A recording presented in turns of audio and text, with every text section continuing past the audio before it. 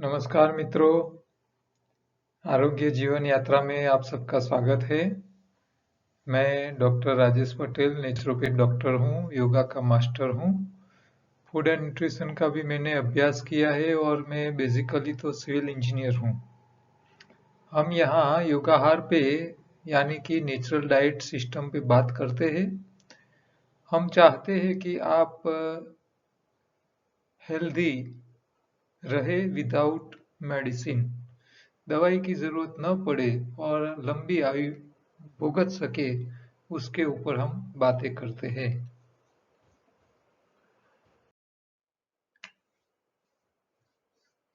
काम की बातें करते हैं। लोग पैर में पहनने के जूते एसी शोरूम से परचेज करते हैं और खाने पीने की चीजें फुटपाथ पे से लेते हैं।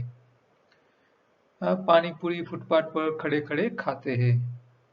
तो जिस चीज के क्वालिटी पे ध्यान रखना चाहिए वो चीज पे ध्यान नहीं रखते हो, और जिसके ऊपर ध्यान रखने की जरूरत नहीं है वहां आप ज्यादा ध्यान रखते हो। तो ये बहुत बड़ी विटंबना है। हमको कौन सी चीज खानी चाहिए, किस क्वालिटी की खानी चाहिए। शरीर के लिए चीज चाहिए। कपड़े एसी शोरूम में लाते हैं, जूते भी एसी शोरूम से ले आते हैं, लेकिन खाने पीने के लिए वो जो बेचने वाले आते हैं तो उनके साथ भी भाव ताल करते हैं और मुफ्त में ले लेने की अपेक्षा रखते हैं, खराब चीज ले लेते हैं। तो अच्छी चीज खाने की आदत नहीं है। दूसरी चीजों में पैसा खर्च करते हैं, लेकिन शरीर को संभालने की जो चीजें हैं उसमें बहुत कंजूसई कर कसर करते हैं। तो आप कपड़े में पैसे कम खर्च करो। हाँ, गाड़ी नई लाते हो तो सेकंड हैंड ले लो। हाँ, वो गाड़ी नहीं लाओगे तो 5 साल में उसकी कीमत आधी हो जाएगी। इससे अच्छा है कि आधी कीमत में सेकंड हैंड ले लो और आराम से फरो। वही पैसे बचाओ और वो पैसे शरीर के लिए खर्च करो। हाँ, आप इंश्योरेंस के पैसे भर लेते हो, मेडिक्लेम के पैसे भरते हो, लेकिन शरीर के लिए पैसे नहीं खर्च करते हैं। तो शरीर को जो चीज अच्छी है, शरीर की काम की है, उसके पीछे खर्च करो।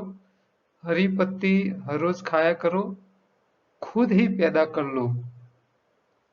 एक बहन अपने गांव में खेत में, गोंडल की है एक बहन, तो वो अपने खेत से ही गेहूं की पत्तियां ले आती है और उसी का जूस बना के पीती है।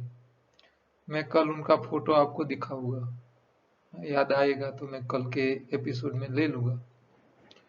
तो खुद की संभाल रखो, ये बहुत जरूरी है। हजारों की बाइक होती है और लाखों की गाड़ी होती है, तो उसकी सर्विस समय पे आप करवा लेते हैं। 5,000 किलोमीटर चल गई तो सर्विस स्टेशन भेज देते हो, ऑयल बदला देते हो, फिल्टर चेंज करा लेते हो, सब कुछ करा लेते हो। लेकिन ये 50 साल चल चुकी गाड़ी, शरीर रूपी गाड़ी, उसको कहीं सर्विस के लिए नहीं भेजते हो, चेकअप भी नहीं कराते हैं कि ये गाड़ी में कहाँ गड़बड़ी हो रही है, पता है या नहीं है। हाँ, अंदर कौन सा स्पेयर पार्ट बिगड़ रहा है, क्या दिक्कतें आने वाली है भविष्य में, उसकी टेस्टिंग भी नहीं कराते हैं। तो आपकी बॉडी को कम से कम, भले बीमारी हो या न हो, हर साल एक बार बॉडी चेकअप कराते रहिए। आपको पता चलेगा कि शरीर में कोई गड़बड़ी हो तो नहीं हो रही। ये बहुत जरूरी है। हाँ, लोग ये भी ध्यान नहीं रखते हैं, बस चलता है, होता है। ऊपर वाला जो इच्छेगा, वो चाहेगा वही होगा। ऊपर वाले के इच्छा के बिना तो पत्ती भी नहीं हिलती है। ये मानसिकता में से बाहर आइए। हाँ, आपको हार्ट अटैक आएगा तो ऊपर वाला नहीं बुलाता है, ऊपर वाला आपको हार्ट अटैक नहीं देता है, आपके गलत खान पान से हार्ट अटैक आता है। ऊपर वाला किसी को कोई बीमारी नहीं देता है। और जब कोई हार्ट अटैक में मर जाता है, उसके बेचने में जाते हैं तो वहाँ श्रद्धांजलि के लिए जाते हैं, तो वहाँ लोग यही बातें करते हैं, हरि की इच्छा, ऊपर वाले ने इतने ही दिन उसके लिखे होंगे। अरे क्या उनके लिए इतने दिन लिखे होंगे? खा खा करके भर के रखोगे, बॉडी चेक भी नहीं कराओगे, हृदय में कितना ब्लॉकेज हो चुका है, कोलेस्ट्रॉल कितना है, बीपी है या नहीं है, वो भी लोग ऐसा बोलते हैं कि चेक कराए और कुछ आ जाए तो। अरे आ जाएगा तो तुमको समय पे ट्रीटमेंट करने का टाइम मिल जाएगा, बच जाओगे। और एक ही दिन आप दूर गांव में गए हैं और वहां हार्ट अटैक आ गया तो क्या करोगे? वो वहां आपको नहीं एम्बुलेंस मिलेगी, नहीं गाड़ी मिलेगी, नजदीक में नहीं हॉस्पिटल होगी। हाँ, 100 किलोमीटर दूर हॉस्पिटल होगी, बड़ी हॉस्पिटल जो इमरजेंसी सारवार देने वाली। तो कैसे पहुंचोगे? हॉस्पिटल पहुंचते पहुंचते ही खत्म हो जाओगे। और इतनी एक बात याद रखो, भगवान ने 90-100 साल दिए हैं। मान लो आप 60 साल में चले गए, तो 30 साल भगवान आपको स्वर्ग के अंदर बुलाने वाला नहीं है, वो बाहर दरवाजे के बाहर बिठाएगा। और 30 साल वहीं बैठे बैठे भूत की तरह ही घूमना पड़ेगा, भगवान नहीं बुलाएगा आपको। और वहां कंटारोगे, हाँ, वहां अच्छा नहीं लगेगा तो आप यहाँ वापिस आओगे। और यहाँ जहां जहां आप बैठ के बातें करते थे ना, वहां खड़े रह के आपके मित्रों की बातें आप सुनोगे, आप उनकी बातें सुन पाओगे, आपका मित्र आपको नहीं देख पाएगा। यानी कि आपको भूत बन के घूमना पड़ेगा। तो भूत नहीं बनना है तो अपने शरीर की अच्छी सर्विस कराते रहो। हाँ, साफ सफाई कराते रहो, शरीर को सही खुराक दो। गाड़ी में भेड़सेड़ वाला पेट्रोल नहीं डालते हो तो शरीर में क्यों डाल रहे हो? इतनी बातें तो समझो। ठीक है? तो ये हमारे शरीर की कोई कीमत नहीं, अमूल्य है, अमूल्य है। और उसको ऊपर वाला कभी नहीं चलाता है, आप आपके हाथ से चला रहे हो। आप क्या खिलाते हो, कैसी साफ सफाई करते हो, रख रखाव कैसा करते हो, मेंटेनेंस कैसे करते हो, उसके ऊपर आपकी गाड़ी की लाइफ टिकी है। हाँ, 4 पैर वाली गाड़ी की लाइफ भी आपके हिसाब से आपकी ड्राइविंग के क्वालिटी के ऊपर डिपेंड है। और आपकी शरीर की गाड़ी की लाइफ भी आपके खान पान और आपके शरीर की साफ सफाई से ही रहने वाली है। हाँ, किसी के कुंडली में ऐसा लिखा नहीं होता है कि भी तुमको इतने साल के बाद इस साल में आपको हार्ट अटैक आएगा, आपको कैंसर होगा, डायबिटीज होगी, ऐसा कहीं लिखा नहीं होता है। ये सोचो। ठीक है? मैं आपको एक एग्जांपल देता हूँ। हमारे एक पहचान वाले भाई साहब थे, ब्राह्मण थे, वो ज्योतिष थे, कुंडली बनाते थे। एक भाई ने उसको पूछा, महाराज आपकी आयुष कितनी है? तो उन्होंने बोला कि मेरा तो 80 साल के आसपास का आयुष्य दिखता है मेरी कुंडली के हिसाब से। वो ब्राह्मण थे, स्वाभाविक है कि भाई वो ये प्रसंग में जाते हैं और विधि विधान का काम करते हैं, उसी का तो उनका गुजरान चलता था। लेकिन हुआ क्या, वो जहां भी कुछ विधि करने जाते थे, पूजा पाठ कराने के लिए जाते थे, तो अब प्रसंग पे ही तो जाना होता है। और जहां जहां जाते हैं वहां तो अच्छा प्रसंग के लिए विधि विधान कराने के लिए गए हैं, तो वहां तो खाना पीना अच्छा ही मिलेगा। तो वहां उनको मिठाइयाँ मिलेगी, लड्डू मिलेंगे, मोहनथाल मिलेंगे, ऐसी चीजें ही खाने मिलेगी। अब वहां जो हर रोज वो ऐसा विधि कराने के लिए जाते थे, पूजा पाठ कराने के लिए जाते थे, और वहां अच्छा अच्छा खाने को मिलता था। तो ऐसे मोटे हो चुके थे, और उनको एक दिन हार्ट अटैक आया और 55 साल में चल बसे। 55 साल में। जिनकी कुंडली में 80 साल लिखा था वही महाराज खुद 55 साल में चल बसे। क्यों? क्योंकि उनको ऐसा कॉन्फिडेंस था कि मुझे तो 80 साल तक कुछ होने वाला नहीं है। हाँ, ऐसे मोटे हो गए थे, फिर भी कभी बॉडी चेक नहीं करवाते थे, ब्लॉकेज है या नहीं है, कोलेस्ट्रॉल बढ़ा है या नहीं है, बीपी है या नहीं है, कुछ नहीं चेक कराते थे। क्यों? भरोसा था ग्रहों पे। तो ग्रह उनको बचाने नहीं आए। हाँ, और ये रियल सत्य घटना मैं आपको बता रहा हूँ। तो आप ऊपर वाले के भरोसे मत रहिए, आप खुद ही ऊपर वाले हो। आत्मा ही परमात्मा है, हमारे शास्त्र बोल के गए हैं और बोल रहे अभी भी। परमात्मा आप ही हो, आपका आत्मा ही परमात्मा स्वरूप है, और उसको जागृत करो, आत्मा को जगाओ। मेरी रिक्वेस्ट है आप सबको, ठीक है? गलत सोच पे मत रहिए। शरीर पंच तत्व का है, अग्नि, वायु, जल, भूमि और आकाश। तो भगवान खुद भी पंच तत्व का है। अब भगवान का एक एक शब्द अलग करो। भ मतलब भूमि, ग मतलब गगन आकाश, व मतलब वायु, अ मतलब अग्नि, न मतलब नीर यानी कि पानी। तो भगवान शब्द ही पंच तत्वों से बना है, यही इशारा काफी है। आपका शरीर भी पंच तत्व का है, भगवान खुद पंच तत्व का है, और आप एक ही हो, अलग नहीं हो। हाँ? अच्छा, आप मंदिर में जाते हो तो ऐसे हाथ जोड़ते हो और आंख बंद करते हो, क्यों? सामने देखो न, भगवान तो सामने बैठा है, आंख बंद क्यों कर देते हो? इतना तो सोचो। आंख इसीलिए बंद करते हो कि जो सामने बैठा है वैसा ही स्वरूप अपने अंदर है, उसको देखना है। सामने वाला तो पत्थर का है, लेकिन वही स्वरूप हमारे अंदर है, उसको अंदर से देखने के लिए हमारी खुद की आंख को बंद करना पड़ता है। फिर भी हम कहाँ दौड़ते हैं? जहां मंदिर है वहां दौड़ते हैं, भगवान मेरा काम करके दे दो। अरे तू, तेरे हाथ में ही है सब कुछ काम करने के लिए।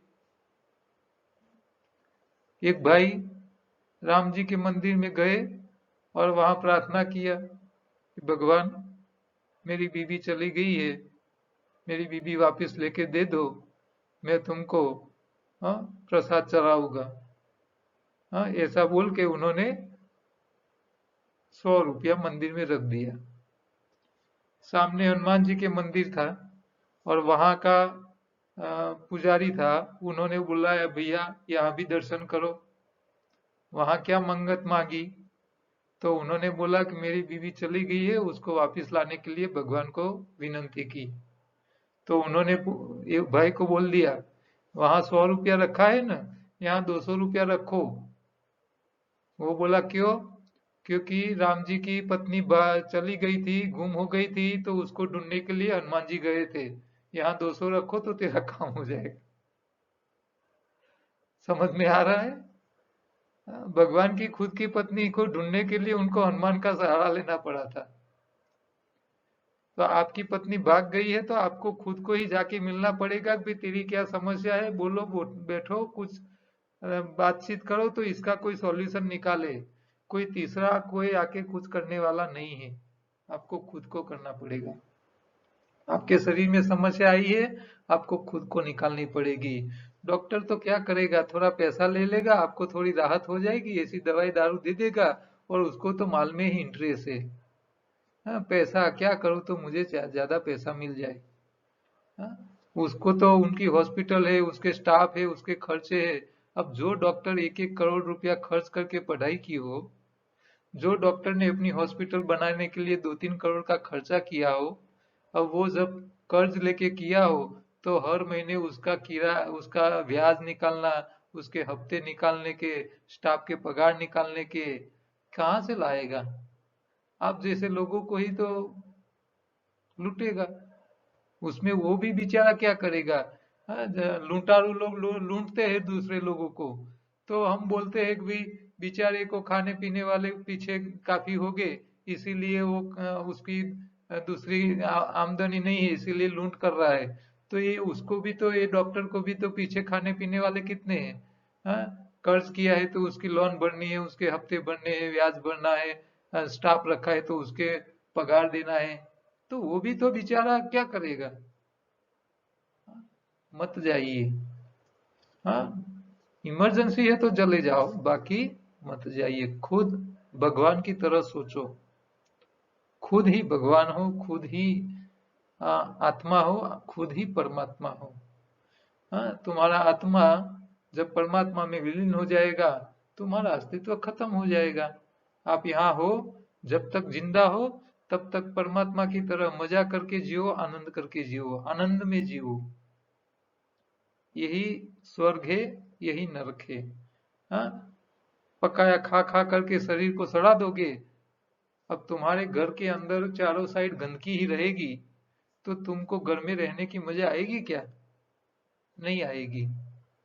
हाँ, अपना घर स्वच्छ रखते हैं तो तुम्हारे शरीर में जो आत्मा रहता है उसके आसपास गंदगी ही होगी तो आत्मा की दशा क्या होगी, सोचो। आप जो घर में रहते हो वहां गंदगी नहीं चला लेते हो तो आपके आत्मा के रहने वाली जगह है, जो घर है, उसको गंदा क्यों रखते हो? हाँ? पकाया एक बार खाइए, बीमार नहीं है तो। हाँ, हो सकता है तो कच्चे पे ही रहिए। कल सोडा साहब बोल रहे थे ना, 15 साल से टोटली कच्चा खा रहे हैं, पकाया छोड़ दिया है, वो तो सन्यासी जैसे हो गए हैं। सब लोग तो नहीं हो सकते। मैं भी पकाया एक बार खा लेता हूँ, नहीं खाता हूँ ऐसा नहीं है, लेकिन बीमारी आए तो पकाया छोड़ दो। हाँ, जल्दी ठीक हो जाओगे। तो ये बहुत बेसिक है, उसको स्वीकार कर लो, उपयोग करो। करोड़पति लोग होते हैं वो अपनी मिल्कत का 1 या 2% ही शादी जैसे अवसर प्रसंग में खर्च करते हैं। और जो पगारदार है, मध्यम वर्गीय लोग हैं, वो कर्जा लेके शादी जैसे प्रसंग करते हैं। होशियार कौन है?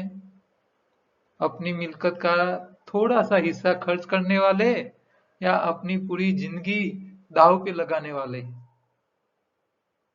ये संसार में ऐसे दुख नहीं आ रहा है, लोग परेशान ऐसे नहीं है, खुद के किए कर्मों से परेशान है, खुद के किए कर्मों से परेशान है।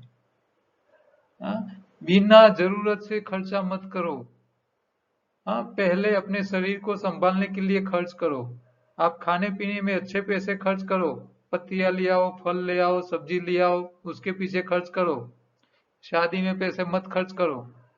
हाँ, वहां आप लाखों लुटा लेते हो और यहाँ ये तो फ्रूट महंगा है, ये पत्तियां महंगी हो गई है, सब्जी महंगी हो गई है, वहां कर कसर करते हो और वहां बेटे और बेटी की शादी में लाखों खर्च कर देते हो। लोगों को नहीं जरूरत है उसको भी बुलाते हो और उसको खिलाते हो। वो खाना खा के जाता है, घर जाके बात करता है, अरे यहाँ ये तो दाल अच्छी नहीं थी, सब्जी में नमक ज्यादा हो गया था, और जो खाया है वो दूसरे दिन गटर में ही जाने वाला है। वहां तुम खर्च कर रहे हो और वहां शरीर के लिए कुछ नहीं कर रहे हो। ये समझ लो। हाँ? लोग बातें करेंगे, क्या करेंगे? ये लॉकडाउन के टाइम में ये जो लोग मारवाड़ी लोग हैं, उन लोगों ने लॉकडाउन के समय में अपने बेटी बेटियों को ढूंढ ढूंढ के शादी करवा दी। क्यों? बिना मंडप, बिना भोजन समारंभ शादी हो गई, बिना खर्चे का काम निपट गया। और यहाँ गुजरात में लोगों ने ये शादी को 1 साल के लिए टाल दिया। क्यों? क्यों? मैं लोगों को खिला नहीं पाऊंगा। अरे प्रसंग समय आ गया है कि भी लिपटा दे, कम खर्चे में हो रहा है तो लिपटा दे, क्यों नहीं कर रहा है? तो ये फिर क्या करेगा?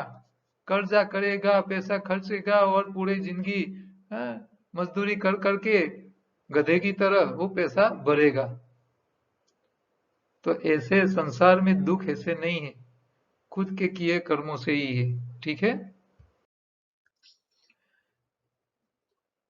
भाई ने प्रश्न पूछा है, मोह में चांदी रेग्युलर थती होय एनो कईक उपाय बताओ प्लीज। ये चित्र में दिख रही है, यहाँ मुंह में ऐसी अल्सर होते हैं, चांदी हो जाती है।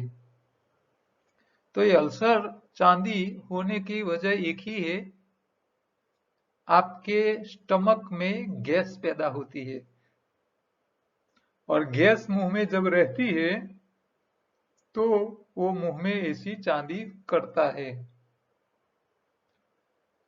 तो इसके लिए आपको पहले गैस होना नहीं चाहिए।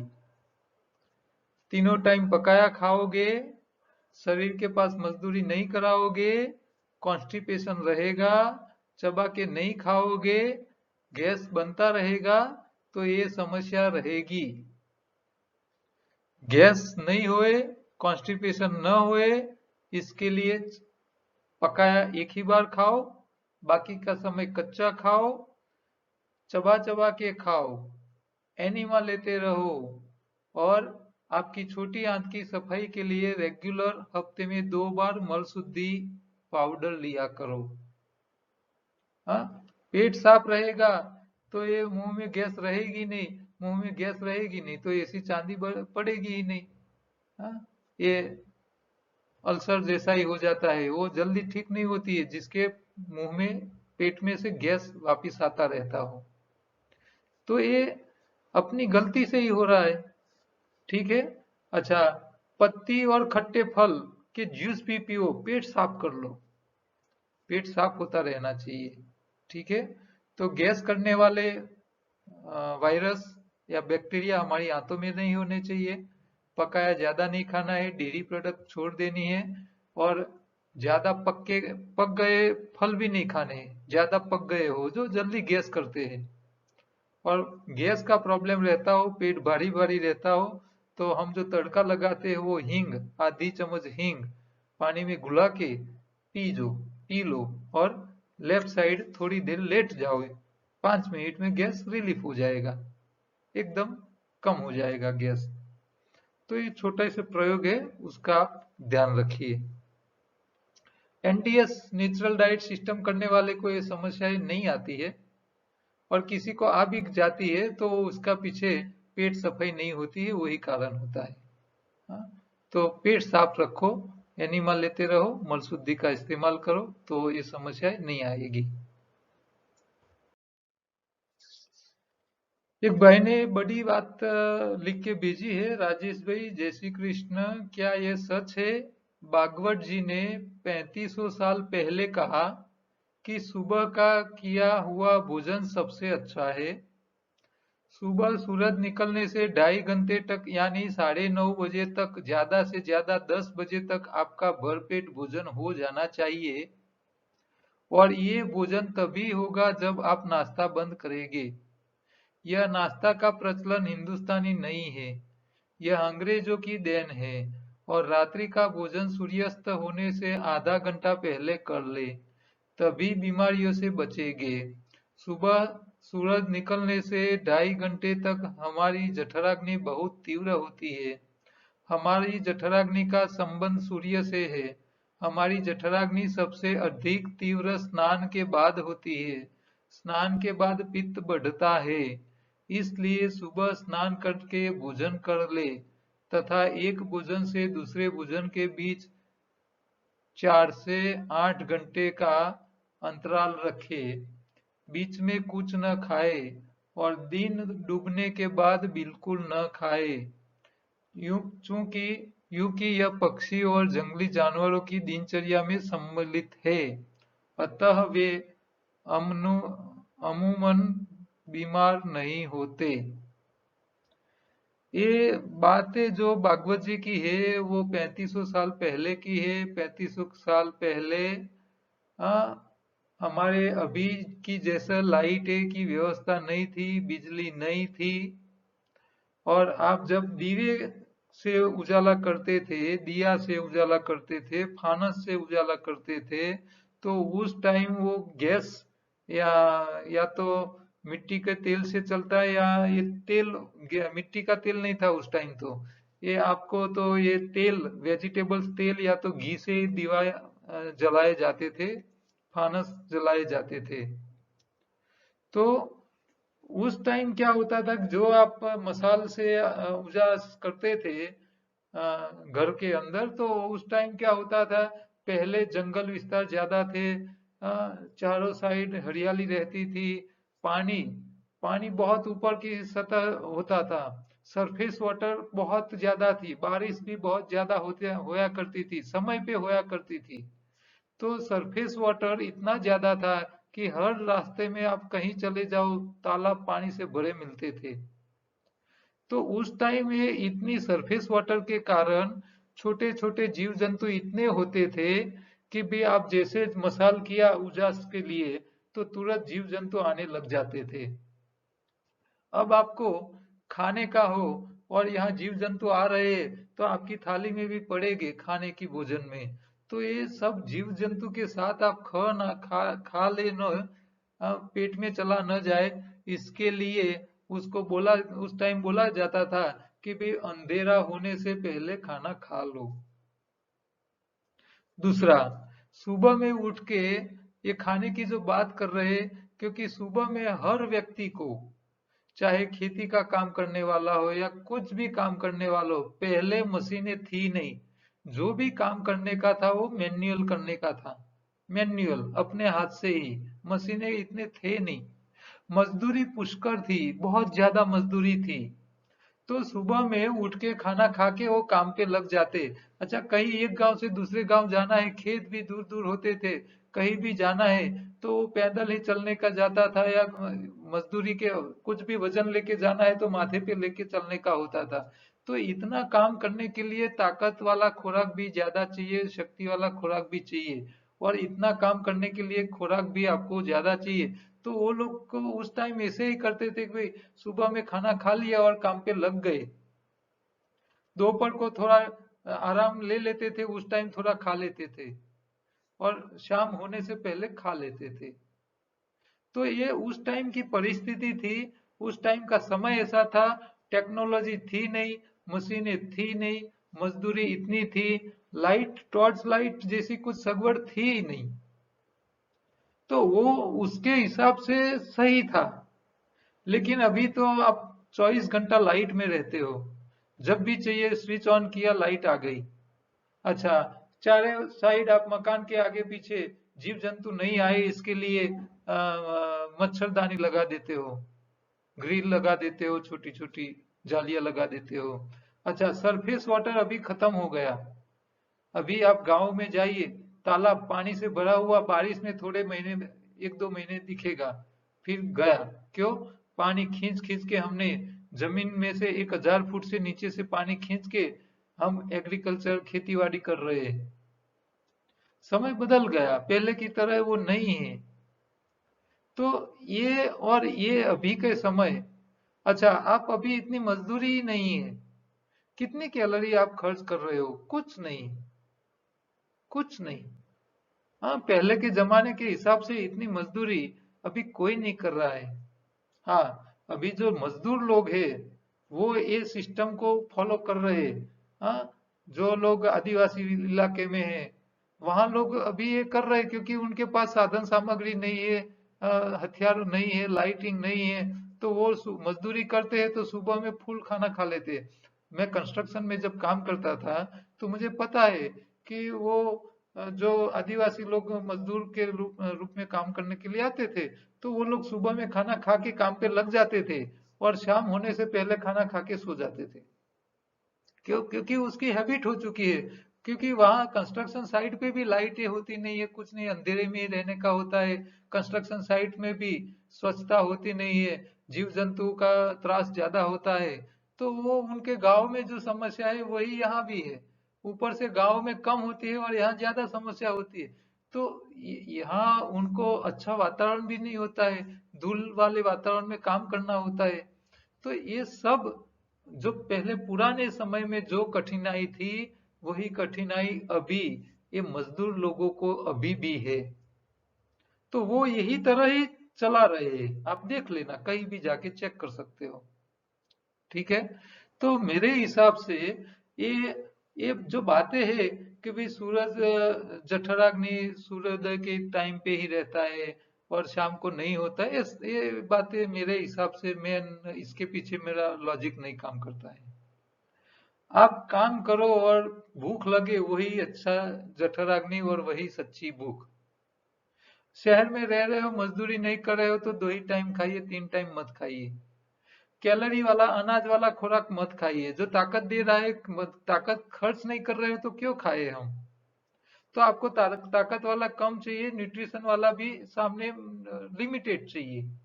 उन लोगों को तो ताकत वाला भी ज्यादा चाहिए, न्यूट्रिशन भी ज्यादा चाहिए, क्योंकि वो उनको वियर एंड टीयर भी शरीर में ज्यादा रहेगा, क्योंकि वो मजदूरी ज्यादा कर रहे हैं। तो उनका खुराक हमारे हिसाब से ऑलमोस्ट डबल चाहिए। ठीक है? तो ये समय के अधीन है, समय के हिसाब से नियम बदलाते रहते हैं। पहले सिंपल सा मोबाइल रखते थे, बटन वाला। हाँ, पहले तो डायल वाले होते थे फोन, ऐसे ऐसे उंगली घुमा घुमा के थक जाते थे। तो उस टाइम लोग यही सोचते थे कि भाई फोन तो ऐसा ही हो सकता है, वायर वाला ही होता है, वायर बीच में एक्सचेंज में आप यहाँ से उठाओगे, एक्सचेंज में रिंग बजेगी, एक्सचेंज वाला आप बोलोगे वो नंबर उसको केबल लगा के ज्वाइन करके देगा। वो कभी ऐसा सोच ही नहीं सकते थे कि भाई ऐसे वीडियो कॉलिंग वाले फोन हो सकते हैं। तो वो उस टाइम की टेक्नोलॉजी थी। जब बाद में वायर वाला निकल गया और वायरलेस फोन आ गए, बटन वाले मोबाइल आ गए। अच्छा, बटन वाले आते थे तो इसका स्क्रीन छोटा सा आता था, ब्लैक एंड व्हाइट। फिर अभी कैमरा वाला आ गया, टॉर्च वाला आ गया, एंड्रॉइड वाला आ गया, आईफोन आ गए। आप यहाँ बैठे बैठे आपके बच्चों के साथ विदेश में बातें कर सकते हो। अभी जमाना ऐसा आएगा, ऐसे आंख बंद करो, अब कहीं भी बैठे हुए लोगों के साथ ऐसे बैठे बैठे कॉन्फ्रेंस कर सकोगे। मैं मोबाइल की भी जरूरत नहीं पड़ेगी, ऐसी चिप आ जाएगी, माइंड में लगा दी, वो काम करता रहेगा। समय आने वाला है, समय बहुत चेंज होने वाला है। देखो पिछले 20 साल में जितना चेंज हुआ है उतना पिछले 100 साल में भी नहीं हुआ है। 20 साल में पूरी जीवन पद्धति बदल चुकी है। हाँ, आप घर बैठे ही वीडियो देख रहे हो। 20 साल पहले आपको हमको सुनना हो तो आपको हमारी शिविर अटेंड करने के लिए आना पड़े, उसके अलावा कोई दूसरा रास्ता नहीं था। हाँ, वीडियो कैसेट थी, ऑडियो कैसेट थी, ये सारी पुराने वाली सिस्टम थी। तो ये सब चला गया, अब ये लाइव हो गया। मैं यहाँ बैठा बैठा लाइव प्रोग्राम करूँ तो आपको पूरी दुनिया में, अमेरिका में बैठा हुआ सिंगापुर वाला हो, ऑस्ट्रेलिया वाला हो, यूके वाला हो, घर बैठे लाइव भी देख सकते हैं। और अभी हम हर रोज ये वीडियो बना रहे हैं तो वो सारे दुनिया के लोग देख रहे हैं। तो ये टेक्नोलॉजी का प्रताप है। अभी जाके हमको वहीं खुद जाने की जरूरत नहीं, घर बैठे हम पहुंच जाते हैं यूट्यूब के माध्यम से। तो समय पे सब कुछ बदलता रहता है। और रही बात जठराग्नि की, जो मजदूरी करते हैं उसकी जठराग्नि हमेशा तेज रहती है, उसके लिए समय की कोई पाबंदी नहीं है। और जो बैठे रहते हैं उनकी जठराग्नि, हाँ, चाहे सुबह हो, दोपहर हो, धूप हो या न हो, ठंडी हो या न हो, वो मंद ही रहेगी। हाँ, कसरत करने वाले, योगा करने वाले, प्राणायाम करने वाले, मेहनत करने वाले की जठराग्नि तेज रहेगी। और आप नहीं कर रहे हो तो उसके हिसाब से मंद जठराग्नि है, तो मंद के हिसाब से थोड़ा खाइए, ज्यादा खाने की जरूरत नहीं है। हाँ, कैसे संभालना है वो आपके ऊपर है। ऐसा जरूरी नहीं है कि आप बॉडी बिल्ड करो तो ही 100 साल जी पाओगे, ऐसा नहीं है। कुछ नहीं करने वाले, कम खाने वाले कम खाओ, गम खाओ। हाँ, कम खाने वाले लंबा जीते हैं, ज्यादा खाने वाले जल्दी फंस जाते हैं बीमारियों में। जरूरत से ज्यादा खाने वाले फंसते हैं। मन मेहनत करो, खाओ, कोई बात नहीं, लेकिन शरीर को ताकत वाला भी चाहिए, मेंटेनेंस वाला भी चाहिए और कारीगर भी चाहिए। हाँ, जब जब टेक्नोलॉजी अपडेट होती है, नॉलेज बढ़ता है, तो नॉलेज का इस्तेमाल करना है जरूरी है। हाँ, तो ये पुराने नीति नियमों को छोड़ दीजिए। काफी अभी बदलाव हो चुका है। अभी सरकार ने, अपनी मोदी सरकार ने करीब 1500 से 2000 ऐसे कायदे कानून थे जो आउटडेटेड हो चुके थे, उसको बंधारण में से निकाल दिया। क्यों? देखो अभी ये 2016 तक आपको पतंग उड़ानी हो ना तो सरकार की परमिशन लेनी पड़े, और बिना परमिशन आप पतंग उड़ाओ, हवा में उड़ने वाली हर चीज के लिए परमिशन लेनी पड़ती थी। और उसका भंग करने के ऊपर 5 लाख या 10 लाख का जुर्माना था। ये कायदा अपने बंधारण में था, किसी को पता ही नहीं था। हम सालों से मकर संक्रांति में पतंग उड़ाते थे। तो ये कायदा था, किसी ने आपके ऊपर केस कर लिया और कोर्ट में चले गए तो आपके बाकायदा आपको सजा भी हो जाए और दंड भी भरना पड़े। लेकिन किसी को पता ही नहीं था, ऐसे कानून भी पड़े थे। तो ऐसे 1500 से 2000, एग्जैक्ट तो फिगर मुझे पता नहीं है, लेकिन ऐसे जो बिन जरूरी कायदे कानून थे उस टाइम कायदा था। कि भी आपको कुछ हवा में उड़ाना है तो सरकार की परमिशन लेनी पड़ेगी, इसके अलावा आप नहीं उड़ा सकते। वो अंग्रेजों के जमाने की बात थी, तो वो भी चल रहे थे। तो ये बंधारण बनाने वालों ने ऐसे कायदे कानून भी वैसे के वैसे ही टिपका लिए थे, उसमें कोई चेंज नहीं किया था, जो कॉपी पेस्ट चल रहा था और अभी तक चले थे। इतने साल के बाद भी वो ऐसे कायदे अमल में थे जो सरकार ने आने के बाद काफी बिन जरूरी निकाल दिए। ठीक है, तो समय बदले, नॉलेज बढ़ता जाए, ज्ञान बढ़ता जाए, इसी तरह उसको आपको बदलना पड़ेगा। पहले हार्ट अटैक लगता था तो क्या बोलते थे, कोई हार्ट अटैक में मर जाता था तो क्या बोलते थे, गांव वाले तो ऐसा ही बोलते थे, वो माताजी नी ओझट में आईन मरी गयो। हाँ, आकाश में से माताजी जा रहे थे और रास्ते में बीच में वो भाई आ गए, तो उसकी झपट में उसकी हवा लग गई और वो भाई साहब मर गए। वो माताजी की झपट में नहीं आए थे, उसको हार्ट अटैक आया था, और वो हार्ट अटैक गांव में खेत में आया, और खेत में से गांव में आए और गांव में से हॉस्पिटल पहुंचे, तब तक तो टाइम बहुत चला जाता था, साधन थे ही नहीं, रास्ते में ही मृत्यु आ जाती थी। और दोष किसको देते थे, ऊपर वाले को। हाँ, तो ये समय बलवान है। अभी देखो गुजरात में 108 नंबर की सर्विस, हाँ, हिस्ट्री ऐसा बता रहा है कि 3 मिनट की एवरेज में आप कॉल करो, 3 मिनट में 108 जहां एक्सीडेंट हुआ है वहां पहुंच जाती है, 3 ही मिनट में, इतनी फास्ट। तो ये टेक्नोलॉजी का प्रताप है। उन्होंने कई लोगों को मरते बचाया है, तो ये जिंदा भगवान है, 108 वाले तो जिंदा भगवान है। वही आपको दूसरी नजर डालनी ही नहीं चाहिए, एक्सीडेंट हो गया, कुछ हो गया, 108 डायल कर दीजिए, वो तुरंत उसकी जीव चला जाए इससे पहले उसको इमरजेंसी में ट्रीटमेंट मिल जाएगी, उसका जीव बच जाएगा, हाँ, बच जाएगा व्यक्ति। और आप दूसरी तरह नजर डालो इसके, पहले तो क्या था, कायदे ऐसे थे कि भाई आप पुलिस को किसी को हॉस्पिटल ले जाओ, एक्सीडेंट हो गया तो पहले पुलिस केस होता था, और पुलिस के चक्कर काटने में ही लोग, किसी को एक्सीडेंट होता था तो वो ले ही नहीं जाते थे डर के मारे, तो लोग मर जाते थे सामने देखते देखते, वो पड़ा पड़ा मर रहा हो, तड़प रहा हो, कोई इसकी हेल्प के लिए नहीं आता था। अभी तो सरकार ने क्या किया, आपने आपने कुछ देख दिया, आप 108 डायल कर दो और वहां मैसेज दे दो कि हाँ ऐसा कुछ हो गया, आप निकल जाओ, वहां वो पहुंच जाएंगे और अपना काम कर लेंगे, लोगों को बचा रहे हैं। तो ये सब समय की मांग है। ठीक है, तो ये खान पान की जो पुरानी जो मान्यताएं है उसमें से बाहर आई है, उस समय वो सही थी। अभी हमको जो पता चला है, हम जो बता रहे हैं उससे आपको लाभ मिल रहा है, अनुभव के हिसाब से सही ठहर रहा है, तो उसको स्वीकार करिए। ठीक है, योगाहार के हमारे जो फ्री सेमिनार हो रहे हैं हर रोज 4 से 6, और अभी पूरे दिन वाले भी चालू होने वाले हैं थोड़े दिन में। तो इसमें सेमिनार अटेंड करने वाले को स्पिरुलिना, यानी कि स्पिरुलिना में शरीर के कामदार भी है और शरीर के कारीगर भी है, कारीगर भी है और मटेरियल भी है काम के लिए, न्यूट्रिशन भी है और कारीगर है, ये दोनों स्पिरुलिना में होते हैं। और वो 499 रुपये की बोतल आपको तद्दन फ्री मिलने वाली है जो योगाहार के सेमिनार में अटेंड करेगा।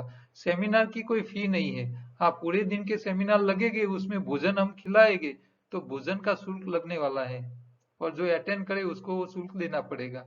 लेकिन अभी हर रोज 4 से 6 का जो प्रोग्राम होता है वो फ्री है, वो सेमिनार अटेंड करो और स्पिरुलिना की बोतल फ्री पाओ।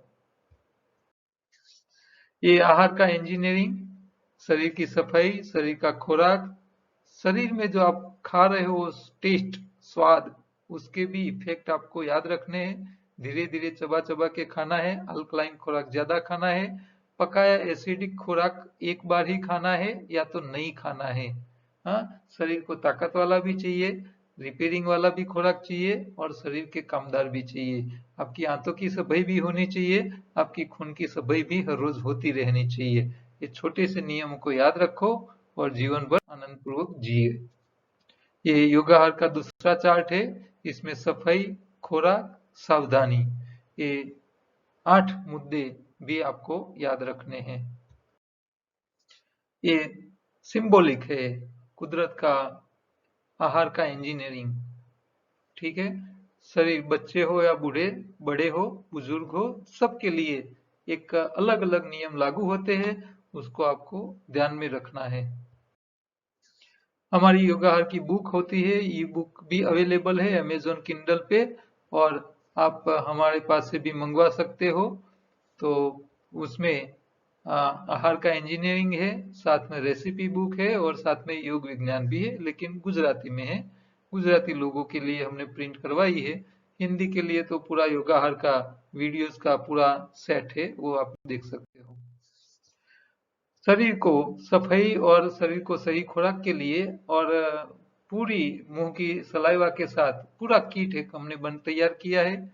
एक किट आपको घर बैठे मिल सकता है, फ्री डिलीवरी में मिलेगा और डिस्काउंट में मिलेगा। जो लोग नए हैं वो लोग योगाहार यूट्यूब चैनल पे जाए और वहाँ योगाहार के पूरा कोर्स के 12 वीडियो जो है वो देखे एक एक करके, और पूरा कोर्स समझ ले। लगभग ज्यादातर बातें मैंने कवर कर ली है, कोई बाकी रह गई होगी तो हमारे वीडियो में आती रहती है। आपको अच्छे खाने के लिए फूड विथ लाइफ योगाहार नाम की हमारी दूसरी यूट्यूब चैनल है, उसके ऊपर भी आप जाइए और वहां से खाने पीने की अच्छी अच्छी चीजें देखे, बनाए और टेस्ट कराइए लोगों को और खाइए। ये छोटा सा मैसेज आप कहीं भी प्रिंट करवा सकते हो, जिससे लोगों का भला हो सकता है। कल दोबारा दूसरे अच्छी काम की बातों के साथ, नए प्रश्नों के साथ मिलेंगे। नमस्कार।